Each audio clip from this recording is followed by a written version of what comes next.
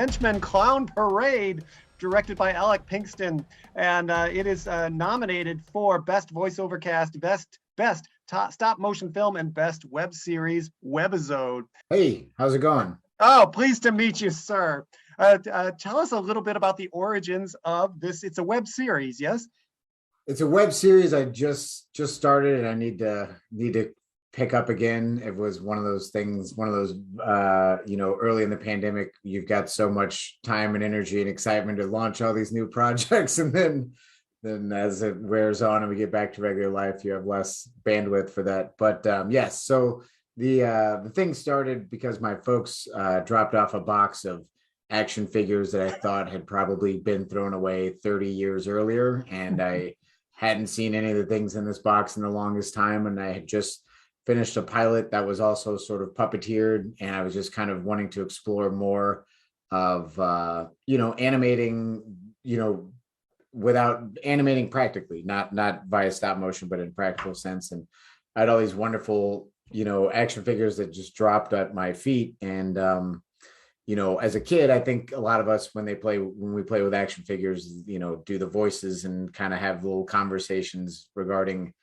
the battles that they're in or whatever, whoever they're fighting, the nemesis. And as I got older, I always found myself more intrigued with the idea of the 9-to-5 gritty 40-hour work week that is the low level henchman. And I wanted to explore sort of what it'd be like to sit in the cockpit of one of these kind of GI Joe style battle engines. And as I did, and I'm sure many young boys and girls do, is sort of line up everybody that you have across from each other in this sort of grand formation. And so I just really like the idea of these GI Joes sitting in the cockpit and just sort of contemplating the futility of their entire existence, one way or another. So I wrote a whole bunch. I've written like 10. I've shot 4. I've released 2. So I'm just kind of, it's one of those projects that you do entirely for yourself, and you hope that hopefully one day the enjoyment that you had doing it, you can share with somebody else. And I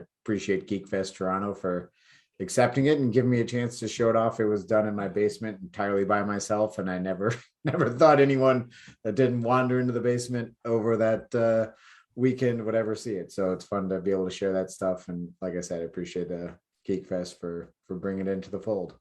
I love the voices. Are all the voices you?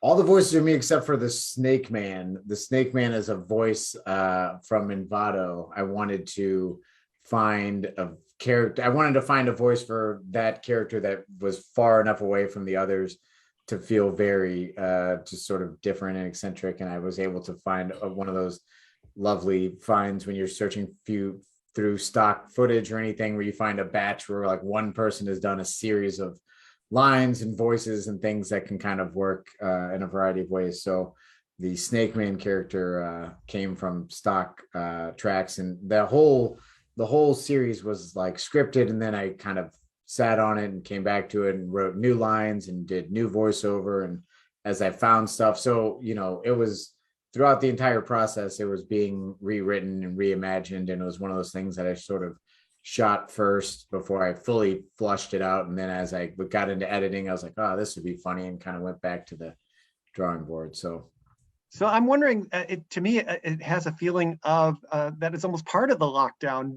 Did you write these scripts before the lockdown or during the lockdown? No, yeah, I'd say a month or 2 into the lockdown, the package arrived with all these action figures, and that's what got my brain going. And I was I'd spent a lot of time in my basement over lockdown looking for new projects, and this occupied a good 4 to 6 week chunk in there, intermittently spread. So yeah, it was definitely a pandemic project. And like I said, I've written other ones that are kind of written around army men and he-men characters, and there's one that's sort of a personals dating ad with Star Wars characters, and they're all in various forms of completion. It's one of those things, when I have the opportunity to get to it, I'll make a little bit of progress here and there, but it's it's one of those things that if you don't enjoy the process, it's not worth doing. So I just kind of get to it whenever it's possible. And I don't know how long I'll continue to tinker with these. They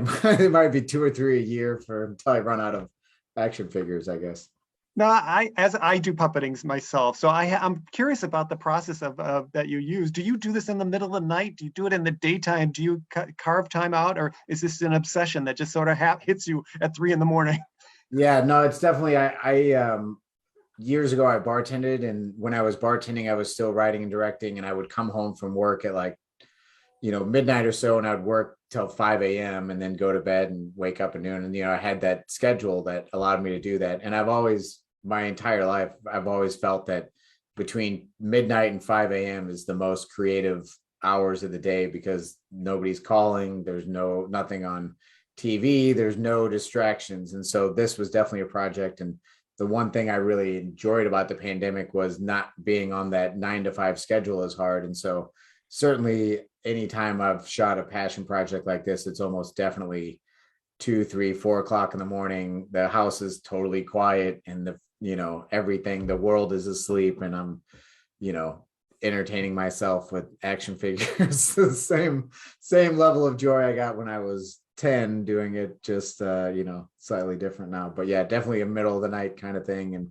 I love to have projects where I know once Saturday night rolls around super late and everything else is kind of done and over, I can jump into something like this and really dig my hands into it. Is there any similarity whatsoever between did this and, let's say, doing your talk show that you had done with the comedians? Oh yeah. Well, I just finished a pilot right before this that was animated, and it was more on the like Thunderbirds, Team America kind of vibe, like marionette puppeteered. And so I definitely was really enjoying the idea of working on a really small scale. And there certainly is something to be said for the ability to be the entire crew and cast and everything yourself, because it's a lot harder to get everyone else to show up in my basement at 3 a.m. and work on these projects. So I know what this problem is.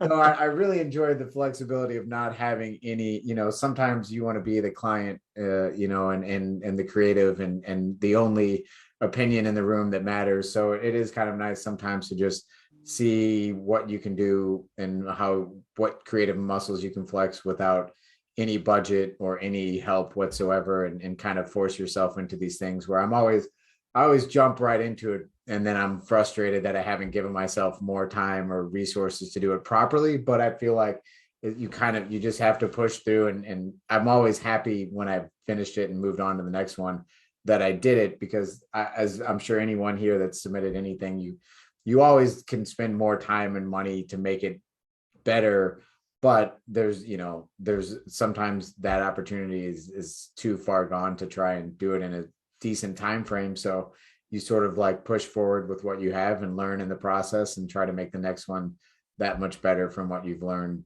kind of jumping into the deep end like that. Did they surprise you? Did the characters surprise you in any of the episodes that you've created? Did you find anything that they did that you either brought back something from your childhood or something that you didn't realize that you really felt?